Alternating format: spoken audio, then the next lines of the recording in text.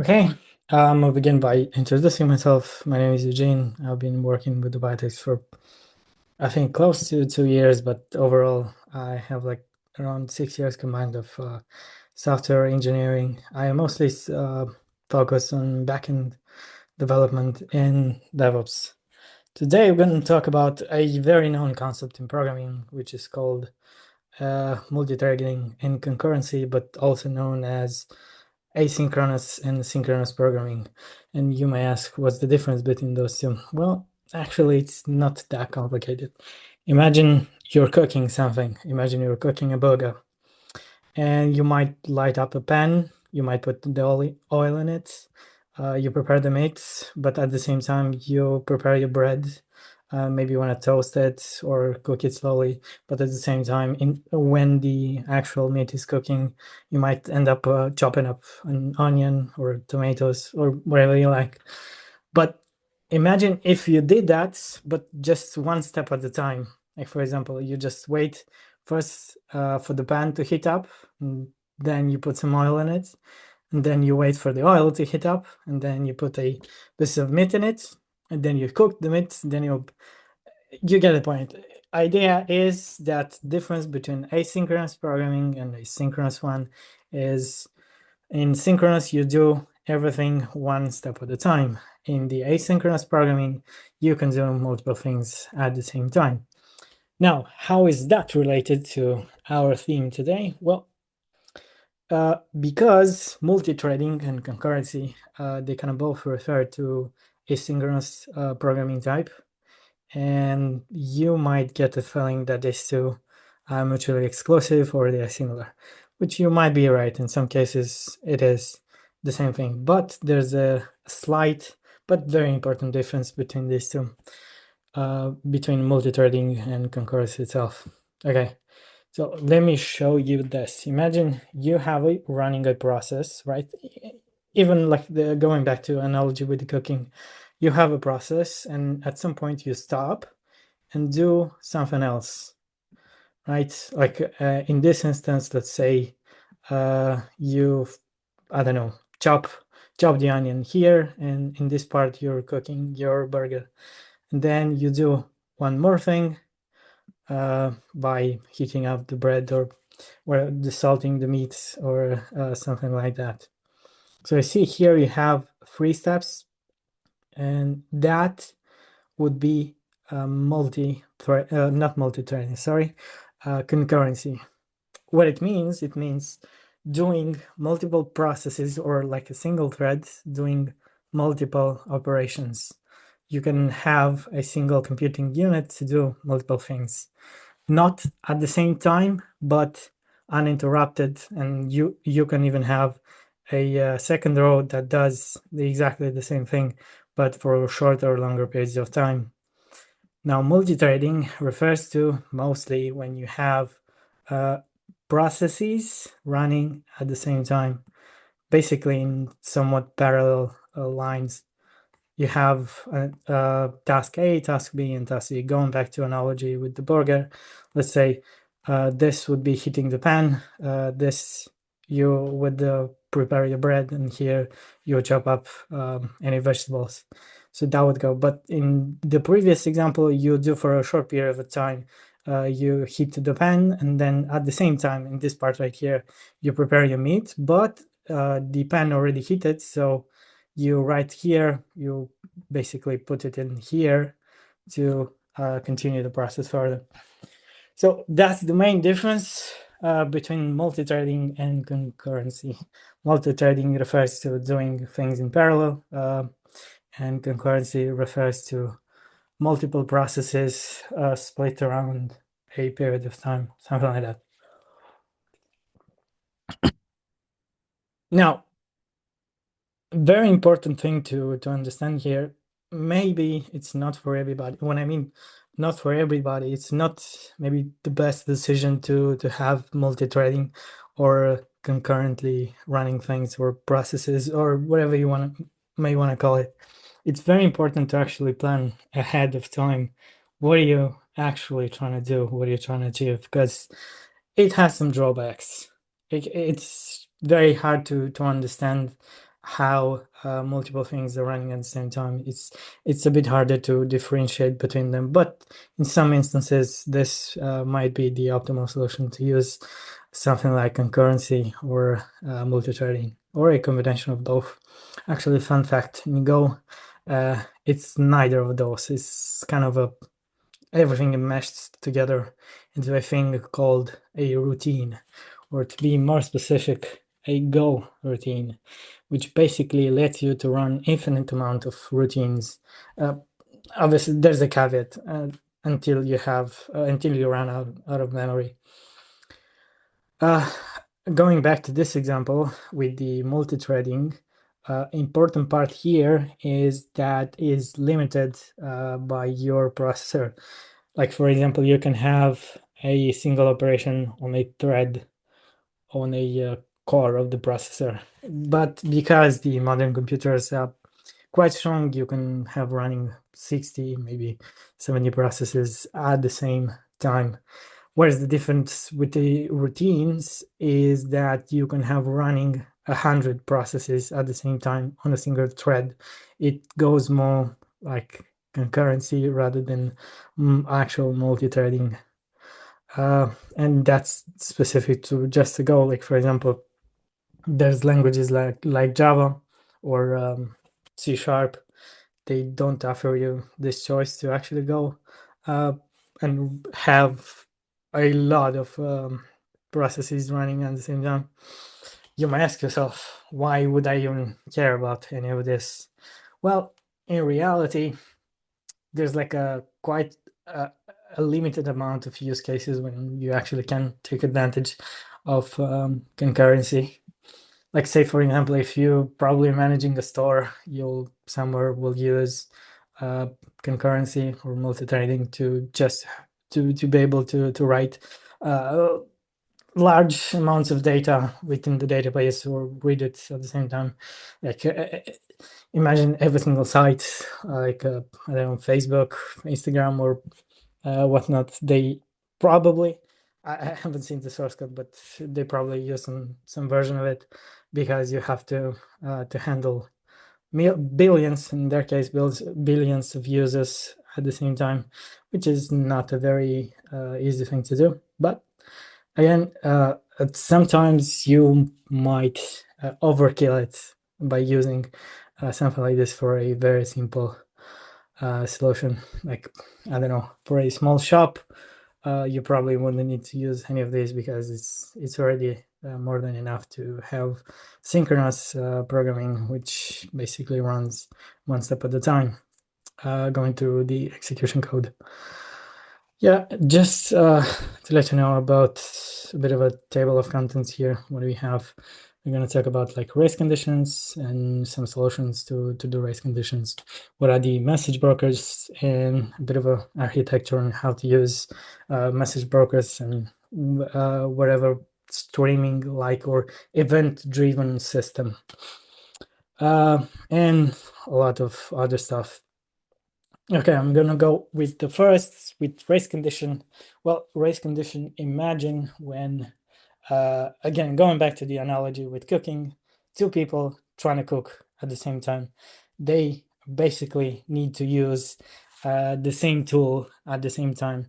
Like, for example, going to analogy with the burger, you need the pan to cook up the meat, but your partner needs also the pan to cook some vegetables in it. And that's what we call in programming a race condition. When two processes try to do something at the same time, acts as a single resource, or yeah, that's the only thing that comes to mind. It basically accessing a single resource. And how in real life, obviously, you probably will have to beat up your partner to steal the pen. I'm joking, obviously, but in the programming, how you would handle that race condition to avoid two processes coming and accessing the same resource at the same time. How you would handle that? Well, there's a thing called a lock. you could lock every single process, a thread, and make it wait until, like, for example, here, imagine in the middle, you have a resource, a database of some sort, right? And when you try to write from the left side and from the right side at the same time, first, whoever comes first, could it be the left arrow in this case, it comes here and it locks itself for any other connection, thus preventing this race condition, because this process waits for the time being until the left side process leaves up the resource free. That's kind of how it handles the Windows, kind of how it handles all of its processes. Because in the background, you might have running millions, maybe thousands, maybe hundreds of thousands of processes, and that's how they constantly lock the resource and unlock it, and you would always get something like this. Like, for example, for a short period of time, it's locked for one particular process, and then the thread itself, for the processing unit, it's unlocked for the next one, and that's how you prevent something like a race condition. Because again, you might end up have like something like a memory leak. You might ask, what is a memory leak? Well, imagine you spill the oil from the pan. You put in it like way too much oil in the pan, and it starts basically overflowing. That's what's happened to the computer when there's a memory leak. It basically screams until it has no memory and completely crashes. And you don't want to do that, because in some instances where there's like a thing called scaling, which means there's like automatic scaling, adjusting of resources depending on how much consumption there is. And say, for example, if you use like a cloud provider like Amazon, GCP, or anything similar like that, you might end up at the end of the month with a bill that you cannot afford because of some race condition, and there was a memory leak because of that. Okay, going further with message brokers. It's not that complicated to understand what is a message broker. Here I have a diagram to explain a bit of a architecture and how you may use a message broker. Message broker in itself, imagine like an application that sends out images, not images, damn it, sends out events or messages to any given subscriber. What I mean by subscriber, there's a point in space or where somebody or other process listens for any incoming message, right? And this usually it's called a subscriber because it listens for any notifications. And then on this side right here, you have a thing called a producer, or a how do I call it? I'm trying to think of a good analogy here. So we have the subscriber, and we have the something that basically emits those notifications. Not entirely. Yeah, something like a YouTube, your favorite YouTube channel, you're a subscriber, and that is your content creator. And he sends not only to you, but he sends at the same time to multiple people the same exact thing over and over. So that's kind of how a message broker in large works. There's obviously, if you go in depth, there's quite a lot of caveats in there, but that's the main principle of functioning. There's a couple of actually message brokers, and they do function a little bit differently, but most of them, they support this kind of streaming architecture, whatever you want to call it.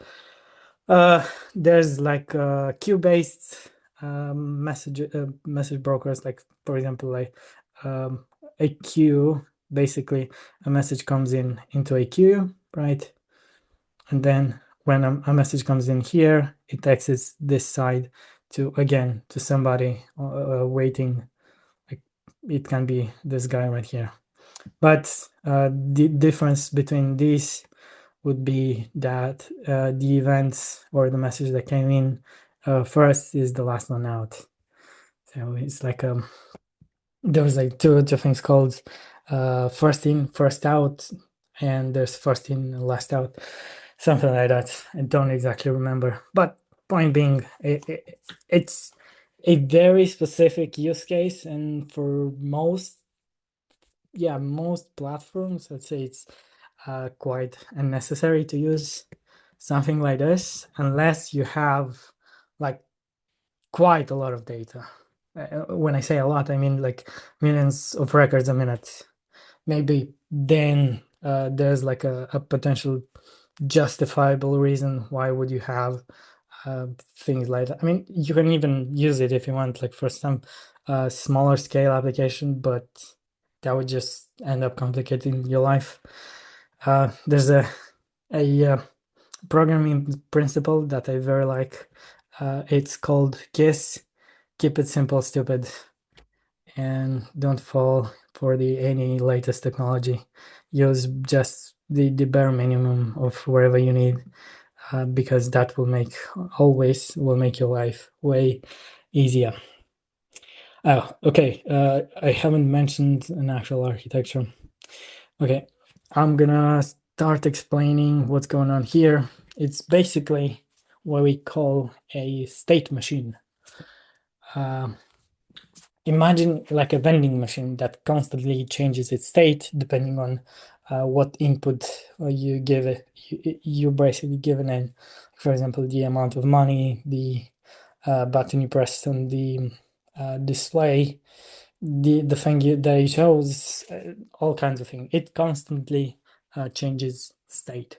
And here's a very simple architecture on how to handle millions or tens of millions of messages, incoming messages, at the same time. Yeah.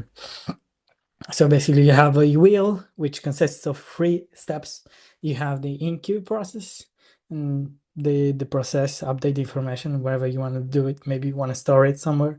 Sure. You want to cache it again. Sure. You can do all kinds of things. And then there's the third step within the wheel, which is the queue process. It basically always circulates this way, always goes like you can be even fancier with it and say for this wheel to rotate every 30 seconds, and every 30 seconds for each process is going to spawn a bunch of routines that I've already explained earlier, and do all kinds of things. Like for example, here you could connect something like a message broker, right, to send this message right here to this subscriber, right, and then which it's going to be put within the wheel itself. And you can have here millions of messages because of how Go works and Go routines work.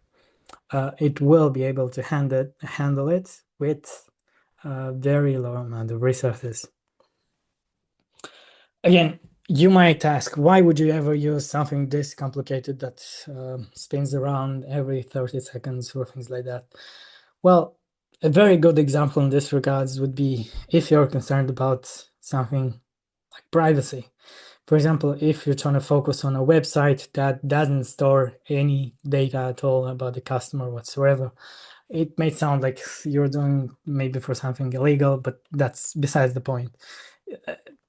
Just to give you an idea, an example, you could use something like this, like a state machine, and cache the information within the memory of the application without storing the data anywhere. And at some point by itself, it's going to delete from memory.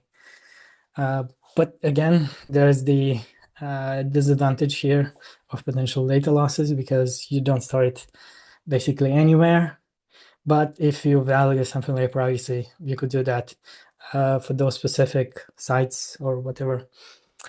Or for something like not that complicated, you could use something like this just to for an application that constantly needs updates, but at the same time you don't want like every single user, like you have say millions of users. You don't want all of them trying to access your endpoints or your applications at the same time.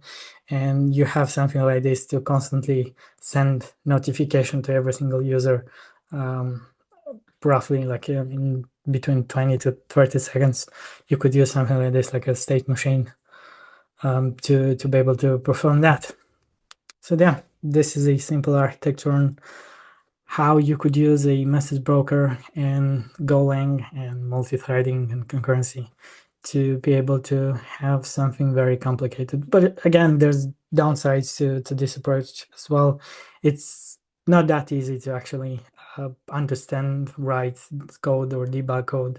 I mean, there's like a couple of things that you can do to make it easier, but it's still quite hard to grasp everything what's going on, because you might end up having like 20 processes or 30 processes running at the same time.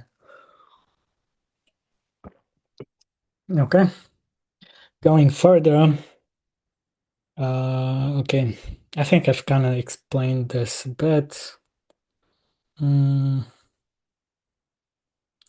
Monitor performance. Okay, let's go for a bit through the slides. Yeah.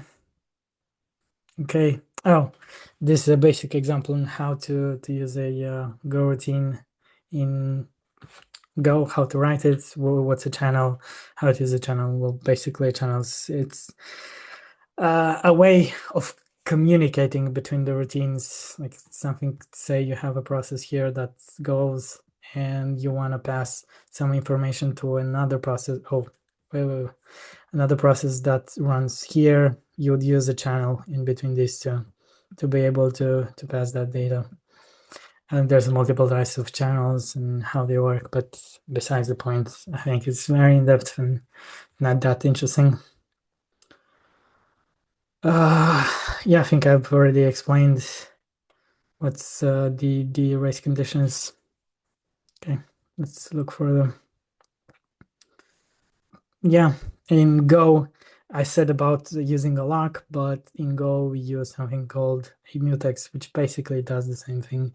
It makes sure that the routine, as you can see even here in this example, it uses a lock unlock mechanism to avoid data leaks or unwanted overrides or things like that, which is usually use locks for something quite sensitive. I'm not talking about the data, but you care that the data is preserved in a particular way, you probably should use something like a lock. Yeah, why would you ever use message broker? Decouple producer from consumers, enable asynchronous processing, distribute load across multiple workers. In this case, in the things I talked about, workers you could attribute to a single process, thread, or a Go routine. You can consider that a worker. But again, there's like drawbacks to even using this event-driven architecture. It's not the most efficient way in 99.9% of the cases. These are mostly worth using, in my opinion, when you have large amounts of data to process. Until you have like a million records, I don't know, like in 10 minutes, there's no point in having this thing, because it's just gonna make your life complicated without any particular gain. You basically would bring up an excavator to dig a hole when you just needed a shovel. That would have been done the job quite well. So this in this case would be a bit overkill, or you might end up, if you use like something like a cloud provider, you might end up at the end of the month with the bills that you cannot afford just because of some bad architectural decisions. Okay, yeah, that's not that interesting. Yeah, not that interesting on how to configure a Kafka broker. Basically, to explain a bit, the Kafka, in my example with YouTube and subscribers and whatnot, it functions a bit differently. There's like a consumer and there's the producer. The consumer consumes the message and the producer produces the message. And it, in this example, would be 3 actual steps. So you have P from producer, right? And there's here a topic, which is a place, let's say a place in memory called topic, which is not really in memory, but just for sake of the example. And you can have to this topic subscribed, again, the same word, subscribed, multiple consumers at the same time, like consumer 1, and then you can have here consumer 2. So how it's going to work, basically, when the producer emits any given message, oh my god, the 2, C2, hang on. Okay, so when the producer is going to produce any given message, it's going to publish not directly to the consumers, like say for example the Rabbit MQ thing. It's another event-driven application, or whatever you want to call it, event-driven framework. Let's put it that way. It publishes directly to those consumers, but here, as you can see, there's an intermediary process or step, is the publishing to the topic, and then these consumer don't actually receive those messages. They read all the messages that are coming in from this particular topic. Yeah, so that's Kafka. Let's see, what else do I have here? Yeah, best practices: use channels for go-routine communication, because if you don't use it, you might end up here as a counter example. It's not totally in sync, or you might end up losing some data or unwanted behavior. Yeah, and this one is actually very important, to use context timeouts to cancel any given routine, because you don't want to have a process running wild through your computer without like any purpose, just consuming your resources for no reason. That's why you would use something like a context, which basically lets in a way, it does let know the routine, the process. Hey, you've run for this amount of time, you probably should be gone and free up the resources for the upcoming process, wherever. Forget to handle channel closure. This one actually refers to a buffered versus unbuffered channel, which is a lot more complicated to even have like a proper analogy for this to make it easier. But yeah, that's it. It's mostly, I'd say the most important parts I've learned so far, not only working here at Bytex, but overall to my experience, is if you plan ahead accordingly, with you have a very well-defined architecture, no matter the path you choose, the frameworks, or the processes, or I don't know. It basically, everything depends on the architecture. If you have it from the get-go, a very good architecture, then you will avoid a bunch of problems down the road. Yeah, that was pretty much it. Thank you for your time.